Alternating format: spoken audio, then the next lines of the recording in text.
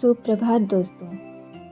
आज मैं आपके सामने एक रोचक कहानी लेकर आई हूँ जिससे आपको अपना लक्ष्य और लक्ष्य को पाने में प्रेरणा मिलेगी।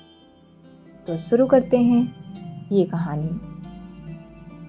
एक बार स्वामी विवेकानंद अपने आश्रम में सो रहे थे कि तभी एक व्यक्ति उनके पास आया जो बहुत दुखी था और आते ही स्वामी विवेकानंद के चरणों में गिर पड़ा और बोला, महाराज, मैं अपने जीवन में खूब मेहनत करता हूँ, बहुत परिश्रम करता हूँ और हर काम खूब मन लगाकर भी करता हूँ, फिर भी आज तक मैं कभी सफल व्यक्ति नहीं बन पाया।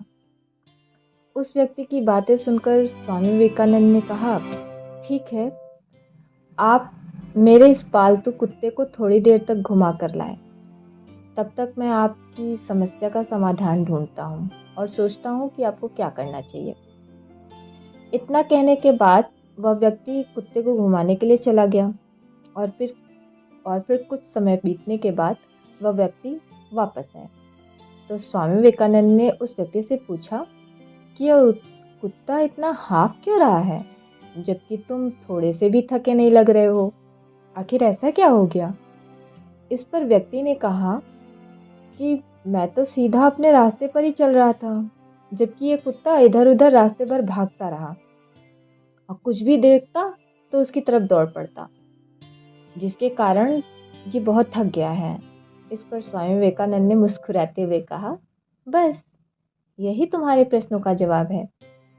तुम्हारी सफलता की मंजिल तो तुम्हारे सामने ही होती है, लेकिन तुम अपने मंजिल के बजाय इधर उधर भागते हो, जिससे तुम अपने जीवन में कभी सफल नहीं हो पाए।